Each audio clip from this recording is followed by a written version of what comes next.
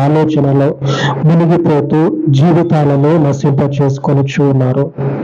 అటు వారందరికీ తండ్రి, పట్టణస్థులు ఏ రీతిగా బాకానాదమును విని వారి యొక్క ప్రాణాలను కాపాడుకొని విననటువంటి వారు ఏ రీతిగా హాని కొని తెచ్చుకున్నారో అట్టి స్థితిని పరిశుద్ధుడా నేటి దినమందు ఎందరైతే కలిగి ఉన్నారో వారికి వచ్చేటువంటి హాని నుంచి, వారికి కలిగేటువంటి ఉపద్రవాల నుంచి వారిని విడిపించమని, లోకం మీదకి వచ్చేటువంటి ప్రతి ఉపద్రవం నుంచి మీ ప్రజలను రక్షించగలిగే మీ శక్తి కలిగినటువంటి నామమునకు తండ్రి ఈ మనవులను ప్రతిష్ఠ చేస్తూ ఉండగా నీ వాక్యమును విని నీ వాక్యానుసారమైనటువంటి జీవితమును కలిగి నీలో క్షేమమును పొందుకున్నట్లు నీ పరిచర్యను నేను అనుసరించుచున్న నీ బిడ్డలను మీరు జ్ఞాపకం చేసుకోనమని సమస్త మహిమను మీకు ఆపాదించి యేసుక్రీస్తు మహిమ కలిగిన నామమున ప్రార్థించి వేడుకొనుచున్నాను తండ్రి. ఆమేన్, ఆమేన్.